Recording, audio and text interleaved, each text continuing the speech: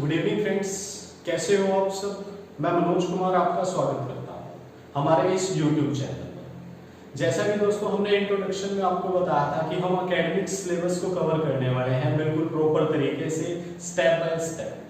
तो आज हमारा दोस्तों पहली वीडियो बनाने जा रहे हैं और इस वीडियो के लिए जो हमारा टॉपिक रहेगा दोस्तों, वो टॉपिक है हमारा सेट। तो चलिए दोस्तों सेट स्टार्ट करते हैं। हमारा टॉपिक सेट। हम दोस्तों प्लस वन में सबसे पहला टॉपिक पढ़ते हैं सेट, उसके बाद पढ़ते हैं दोस्तों relation and function. Relation and function आप लोग तभी प्रॉपर तरीके से समझ पाओगे जब आपको सेट के बारे में बहुत नॉलेज होगी। उसके बाद दोस्तों जब हम प्लस वन में चलते हैं तो प्लस वन का पहला ही टॉपिक रहता है हमारा रिलेशन एंड फंक्शन। तो उस रिलेशन एंड फंक्शन को समझने के लिए सेट आना जरूरी है दोस्तों। तो हम सेट की स्टार्टिंग करेंगे, विद एग्जांपल्स चीजों को लेके चलेंगे। तो स्टार्ट करते हैं दोस्तों हमारा पहला टॉपिक जिसका नाम है सेट। तो सबसे पहले सेट है क्या, सेट की डेफिनेशन क्या है, सेट के टाइप कौन कौन से हैं, हम दोस्तों काफी सारे टॉपिक इसमें कवर करेंगे प्रॉपर तरीके से। सबसे पहले बात करूंगा सेट की डेफिनेशन की। तो सेट की डेफिनेशन क्या है दोस्तों, ध्यान से समझिएगा। सेट की डेफिनेशन है well defined collection, well defined collection of objects। अब देखिए दोस्तों इस डेफिनेशन का मतलब समझते हैं। ये क्या है, कलेक्शन है। कलेक्शन का मतलब है दोस्तों इकट्ठा किया गया है, और वो इकट्ठा किस तरीके से किया गया है दोस्तों, वेल डिफाइंड, मतलब उन्हें प्रॉपर तरीके से डिफाइन किया गया है। मतलब क्या है दोस्तों, मान लीजिए कि एग्जांपल से शुरू करता हूं। मैंने बोला कि आप मुझे 5 से छोटे नेचुरल नंबर बताएं कौन कौन से हैं। नेचुरल नंबर कौन कौन से हैं, 5 से छोटे नेचुरल नंबर कौन से हैं। तो हम सभी को पता है दोस्तों नेचुरल नंबर स्टार्ट होते हैं 1 से। तो जो 5 से छोटे नेचुरल नंबर हो गए वो हो गए 1 2 3 4। ये हमारे नेचुरल नंबर हो गए दोस्तों जो कि 5 से छोटे हैं। अब अगर मैं ये क्वेश्चन दोस्तों किसी से भी पूछूं, उसका जवाब 1 2 3 4 ही रहेगा। तो वेल डिफाइंड का मतलब क्या हो गया दोस्तों, जिन चीजों को, जिस चीज को हम लोग एक प्रॉपर तरीके से डिफाइन कर सकते हैं वो हो गया वेल डिफाइंड। और उन्हीं वेल डिफाइंड चीजों की एक कलेक्शन, उन्हीं वेल डिफाइंड ऑब्जेक्ट्स की एक कलेक्शन को ही क्या बोला गया है दोस्तों, सेट बोला गया है। पहला एग्जांपल था दोस्तों, अगर मैं दूसरे एग्जांपल की बात करूं, मैंने बोला 3x = 6। x की वैल्यू क्या होगी, तो x की वैल्यू हम सभी को पता है दोस्तों कितनी होगी, 2 होगी। तो ये वेल डिफाइंड है दोस्तों। मैं किसी से भी इसका आंसर पूछूं तो वो आंसर कितना देगा, 2 देगा। तो आप इस बात को ऐसे समझ सकते हो, जहां पर हमारी आउटपुट चेंज नहीं होगी पर्सन टू पर्सन, जहां पे हमारी output person to person change नहीं होगी, इसका मतलब क्या है, मैंने बोला 3x = 6 है तो x की वैल्यू 2 आएगी। अगर यही क्वेश्चन आप सोल्व करते तो आप भी x की वैल्यू क्या बताते, 2 बताते। तो ये क्या हो गया दोस्तों, वेल डिफाइंड हो गया। अब देखिए एक एग्जांपल और लेता हूं। मैंने बोला 5 students, 5 intelligent students of your class. आपकी क्लास के 5 इंटेलिजेंट स्टूडेंट्स के बारे के नाम लिखो आप लोग। अब देखिए दोस्तों अगर मैं अपनी क्लास के 5 इंटेलिजेंट स्टूडेंट की बात करूंगा, मैंने बोला राम, श्याम, सीता, गीता, मोहन, मैंने ये 5 नाम बोल दिए। अब अगर जब मैं यही क्वेश्चन आपसे पूछूंगा दोस्तों, हो सकता है आप बोलो राम, श्याम, सीता, रीना और मनोज, आप कोई भी बोल सकते हो। देखिए यहां पे क्या हुआ दोस्तों, क्या हो गया, चेंज हो रहा है। तो ये हो गया दोस्तों पर्सन टू पर्सन चेंज होना। जब आपकी collection person to person change होगी तो वो चीज सेट नहीं काउंट होगी। तो हमारा सेट क्या है दोस्तों, जहां पे हमारी collection person to person change नहीं होती, मतलब हम सबका जवाब एक ही रहेगा, वो चीज होगी दोस्तों हमारी वेल डिफाइंड कलेक्शन। और उसी वेल डिफाइंड कलेक्शन को क्या नाम दिया गया है दोस्तों, सेट नाम दिया गया है। जैसा कि दोस्तों मैंने डेफिनेशन लिखी, सेट क्या है, well defined collection of objects well defined का मतलब है जो चीजें पर्सन टू पर्सन चेंज नहीं होती। अब जो सेट है दोस्तों, सेट को लिखा जाता है करली ब्रैकेट्स में, सेट को लिखा जाता है करली ब्रैकेट्स में, ये बात ध्यान रखिएगा दोस्तों। अब मान लीजिए मैंने बोला एक सेट ए, सेट ए की बात हो रही है दोस्तों, तो ये ए लिखा जाएगा, ये हमेशा कैपिटल लेटर में लिखा जाएगा। ये जो सेट का नाम है दोस्तों, ये कैपिटल लेटर्स में लिखा जाएगा। और जो भी, अब देखिए मैंने आपसे कहा 5 से छोटे नेचुरल नंबर, ये मैंने एक सेट बना दिया ए, तो मैंने क्या किया, सबसे पहले ब्रैकेट लगाई। दूसरा पॉइंट क्या है, जो भी ये जो 1 2 3 4 लिखे हुए, ये क्या हो गए, इसके एलिमेंट्स हो गए, ये इस सेट के एलिमेंट्स हो गए। और जो सेट है, सेट के अंदर एलिमेंट्स सेपरेटेड अलग अलग होते हैं, किसके थ्रू, कोमास के थ्रू। मतलब आपको कोमा लगाना पड़ेगा हर एक एलिमेंट्स के बीच में। सेट रिप्रेजेंट कैसे होता है, जो सेट का नाम है दोस्तों वो कैपिटल लेटर में लिखा जाएगा, सेट को करली ब्रैकेट्स में रखा जाएगा, और जो सेट के एलिमेंट्स हैं उन्हें सेपरेट किया जाएगा बाय कोमा, कोमा के थ्रू उन्हें हम लोग सेपरेट करेंगे। तो ये था दोस्तों हमारा सेट की डेफिनेशन हम लोग समझ चुके हैं। अब चलते हैं दोस्तों सेट की नेक्स्ट पॉइंट की तरफ। जो नेक्स्ट पॉइंट है हमारा दोस्तों, वो है रिप्रेजेंटेशन ऑफ सेट। सेट के बाद नेक्स्ट पॉइंट है हमारा दोस्तों रिप्रेजेंटेशन ऑफ सेट। रिप्रेजेंटेशन, अब देखिए दोस्तों, हमने अभी बताया कि रिप्रेजेंट कैसे किया जाता है। जो सेट का नाम होता है उसे हम लोग लिखते हैं दोस्तों कैपिटल लेटर में। जो नाम है दोस्तों वो लिखा जाएगा कैपिटल लेटर में, और जो सेट है उसे लिखा जाएगा दोस्तों ब्रैकेट्स के अंदर, और जो सेट के एलिमेंट्स है उन्हें सेपरेट किया जाता है किसके, बाय कोमास। रिप्रेजेंटेशन की बात करेंगे तो दोस्तों सेट को दो तरीके से रिप्रेजेंट किया जाता है। सबसे पहला तरीका है दोस्तों सेट बिल्डर फॉर्म। सेट को लिखने के दोस्तों दो तरीके हैं। सबसे पहला तरीका है सेट बिल्डर फॉर्म, दूसरा है आपका roster form. Set builder form and roster form. अब देखिए दोस्तों सेट बिल्डर फॉर्म के लिए हम लोग कैसे लिखेंगे, मैंने एक क्वेश्चन लिखा कि हमारे पास क्वेश्चन है natural number less than 5, natural numbers less than 5। इसे हम लोग दोस्तों सेट बिल्डर फॉर्म में लिखेंगे। जब सेट बिल्डर फॉर्म में लिखना है दोस्तों, मैंने सेट बोल दिया कि ये एक सेट है, और सेट को रिप्रेजेंट करते हैं दोस्तों किससे, ब्रैकेट से। तो मैंने सबसे पहले क्या किया, ब्रैकेट शुरू करी। अब मैंने लिखा x, मैंने इसके एलिमेंट्स को क्या नाम दिया, x नाम दिया, x। उसके बाद दोस्तों x such that x is a natural number, x is a natural number. x कैसा है दोस्तों, एक नेचुरल नंबर है, and x is less than 5। x क्या है, 5 से छोटा है। ये हो गई दोस्तों हमारी सेट बिल्डर फॉर्म। ये एक सेट है x such that x is a natural number.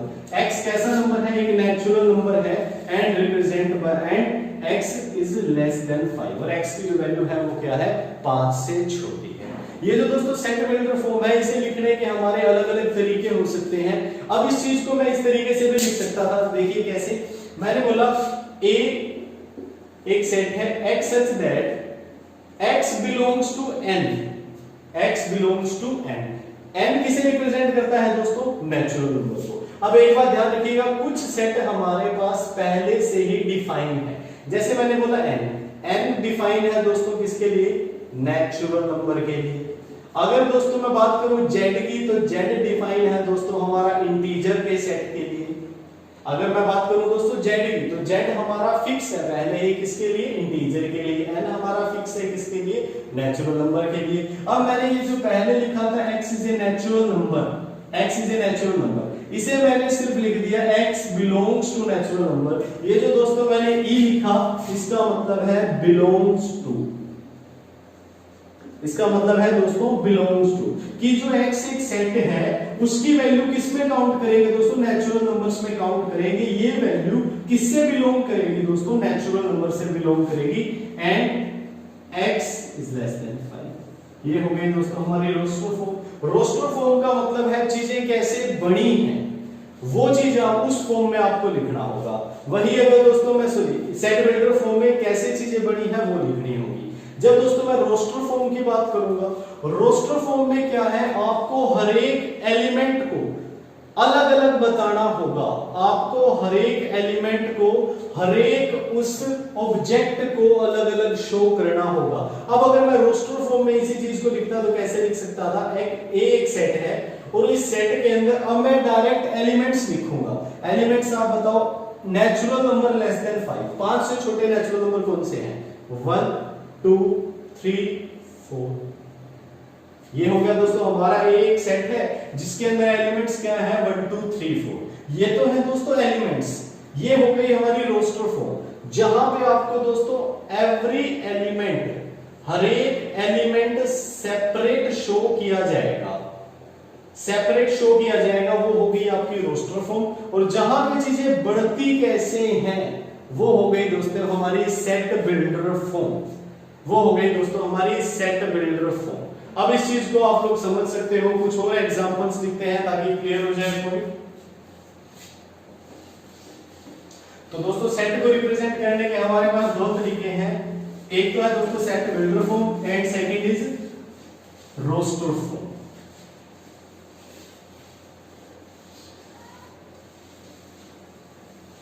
देखिए दोस्तों एग्जांपल नंबर 2 है हमारा, एक सेट है x, एलिमेंट का नाम दिया गया x such that x is a letter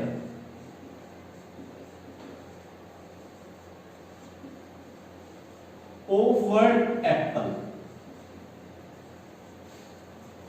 ये आपको दोस्तों फॉर्म दी गई है सेट बिल्डर फॉर्म। आपको इसे सिंपलीफाई करके लिखना होगा रोस्टर फॉर्म में। आपके पास ऐसे कन्वर्जन आएंगे कि आप set builder form to roster form लिखो, roster form to set builder form लिखो। अगर मैं दोस्तों इसकी बात करूं तो मैं इसमें ए सेट में कौन कौन से एलिमेंट आएंगे, अब देखो x क्या है, x is a letter of word. x apple word में जो भी लेटर आ रहे हैं उनकी एक कलेक्शन है, उनका एक सेट है। अब देखिए एप्पल में सबसे पहले क्या आया, ए आया, कोमा, फिर क्या आया, p आया, देन l और देन e, ये आ गया दोस्तों हमारे पास। अब यहां से एक रिजल्ट निकल के सामने आया कि इन सेट्स के अंदर क्या होगा, डिजिट, अल्फाबेट रिपीट नहीं होंगे। मतलब हर एक एलिमेंट क्या होगा, सेपरेट होगा, अलग अलग होगा, रिपीट नहीं कर सकते आप लोग इसमें। जैसे देखिए दोस्तों एप्पल में डबल पी आया तो मैं इस पी को 2 बार काउंट नहीं करूंगा, मैं इस पी को एक ही बार काउंट करूंगा। मतलब क्या है, चीजें सेपरेट रहेंगी। यहां पे कोई भी ऐसा नंबर, कोई भी ऐसा डिजिट, कोई भी ऐसा ऑब्जेक्ट, अल्फाबेट जो कि रिपीट होता है वो काउंट नहीं किया जाएगा, वो सिंगल टाइम ही काउंट किया जाएगा। इसका मतलब इसकी जो रोस्टर फॉर्म बड़ी वो क्या बन जाएगी, ए एक सेट है जिसके अंदर 4 एलिमेंट आए हमारे पास, कौन कौन से, ए पी एल एंड ई। अब देखिए दोस्तों इस बेसिक को पढ़ने के बाद हम यहाँ पे 2 क्वेश्चंस लिखेंगे जो हमें बताएंगे कि हमने क्या पढ़ा, उसका क्या सॉल्यूशन हो सकता है, हम चीजों को कैसे समझ सकते हैं। क्वेश्चन नंबर 1 दोस्तों, एक वर्ड लिखा बेटर, एक सेट गिवन था दोस्तों आपको, एक सेट था x such that x is a alphabet of word better। x क्या है, एलिमेंट है दोस्तों बेटर वर्ड का। एक वर्ड लिखा है बेटर, आप इसके लिए रोस्टर फॉर्म लिखेंगे। अभी दोस्तों हमने पढ़ा रोस्टर फॉर्म के लिए क्या करना है, हर एक एलिमेंट को सेपरेट करना है। तो सबसे पहले लिखा b e, उसके बाद t, फिर दो अगेन t, और हम भी हमने पढ़ा कि एलिमेंट्स रिपीट नहीं होंगे। इसका मतलब t को 1 टाइम काउंट किया जाएगा। फिर आया e मैं पहले यूज कर चुका हूं, दोबारा काउंट नहीं यूज करूंगा। देन आएगा r। तो पहला क्वेश्चन हमारा सोल्व, रोस्टर फॉर्म कैसे लिखनी है, हर एक एलिमेंट्स को सेपरेट करना है बाय कोमास, और किसी भी एलिमेंट को मैं रिपीट नहीं करूंगा। मतलब जो एलिमेंट एक बार यूज हो गया वो सिंगल टाइम ही यूज होगा, वो दोबारा से यूज नहीं किया जाएगा। दूसरा क्वेश्चन दोस्तों हमारा, 4 क्वेश्चन है इसमें दोस्तों। आप देखिएगा आपसे पूछा गया है which of the following are set. आपने सेट की डेफिनेशन पढ़ी, well defined collection of objects. Well defined का मतलब क्लियर किया गया दोस्तों। अब क्वेश्चन पूछा गया है कि इनमें से कौन सा सेट है, कौन सा सेट नहीं है। तो पहला क्वेश्चन है दोस्तों, डेंजरस एनिमल्स ऑन अर्थ, पृथ्वी पर जो भी खतरनाक जानवर हैं, इनके लिए एक आपसे पूछा गया क्या ये सेट बनाएंगे। अब देखिए दोस्तों, अगर मुझसे पूछा जाए तो मैं कहूंगा शेर खतरनाक है, अगर किसी से पूछा जाए वो किसी अदर एनिमल का नाम लेगा। सबके आंसर अलग अलग हो सकते हैं और वो वेल डिफाइंड नहीं है। वेल डिफाइंड का मतलब क्या बताया था, जहां पे हमारे answer person to person change ना हो, जहां पे हमारे answer person to person change ना हो वो होगा वेल डिफाइंड। लेकिन इस क्वेश्चन में क्या होगा दोस्तों, हमारे answer person to person change हो सकते हैं, इसका मतलब ये सेट नहीं है। दूसरा पूछा दोस्तों, days of a month, days of a month, एक मंथ के दिनों के बारे में बताओ। अब देखिए दोस्तों, मैंने आपसे पूछा जनवरी में कितने दिन होंगे, तो सभी को पता है जनवरी में कितने दिन है, 31 दिन। अगर ये क्वेश्चन किसी से भी पूछा जाए तो सबका जवाब होगा 31 डेज इन ए मंथ जनवरी। तो इस यहां पे क्या होगा, answer person to person change नहीं करेगा, सबका आंसर 31 ही रहेगा। इसका मतलब ये क्या हो गया, सेट हो गया। तीसरा बोला दोस्तों, months of a year, months of a year start from जे। कहता है कि एक साल के उन महीनों के नाम लिखो जो जे से शुरू होते हैं। एक साल के उन महीनों के नाम बताओ जो जे से शुरू होते हैं।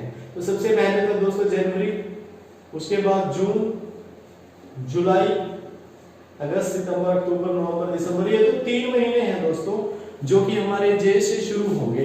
अब ये क्वेश्चन किसी से भी पूछा जाए सबका जवाब यही 3 होने वाले हैं, तो ये भी दोस्तों पर्सन टू पर्सन चेंज नहीं हो रहे, और जो पर्सन टू पर्सन चेंज नहीं होते उन्हें क्या बोला जाता है, सेट बोला जाता है। इसका मतलब यहां पर भी मैं एक सेट बना सकता हूं। उसके बाद मैंने पूछा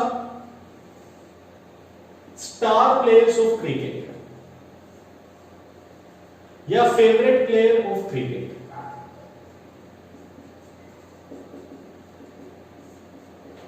ठीक है, आपके फेवरेट प्लेयर कौन से हैं क्रिकेट के। अब अगर मैं कहूं दोस्तों मेरा फेवरेट प्लेयर कोई और होगा, आपका फेवरेट प्लेयर कोई और होगा, मतलब फेवरेट प्लेयर जो है वो अलग अलग आंसर दे सकते हैं। अगर वो अलग अलग आंसर दे रहे हैं इसका मतलब वो वेल डिफाइंड नहीं है, और जो चीजें वेल डिफाइंड नहीं है वो चीजें सेट नहीं होती।